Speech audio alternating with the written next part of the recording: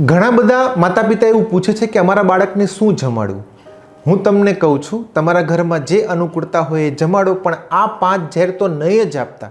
સૌથી પહેલી વાત છે સુગર. તમારા બાળકના બ્રેન ડેવલપમેન્ટને ઓછું કરશે, શરીરને જાડું કરશે અને બીજા ઘણા બધા રોગનું મૂળ છે સુગર. બીજી વસ્તુ છે મીઠું.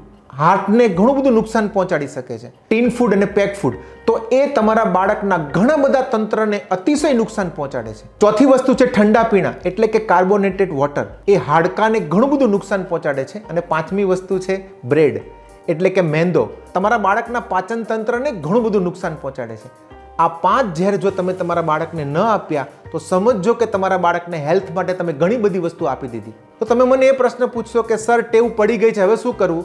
ચિંતા ના કરો. 21 થી 90 દિવસ રાત્રે બાળક સૂતો હોય ત્યારે શયન સંવાદ કરો કે હે બેટા, તું સાત્વિક ભોજન જમે છે, ઘરનું જ ભોજન જમે છે, માતા પિતા આપે તે હસતા હસતા જમી લે છે, અને તને બીજી વસ્તુ જમવાનું આકર્ષણ થાય બહારની વસ્તુ, ત્યારે તમે સંયમ રાખો છો, ધીરજ રાખો છો, હસતા રહો છો. આ રીતે તમે શયન સંવાદ કરીને ધીરે ધીરે એની ટેવ છોડાવી દો.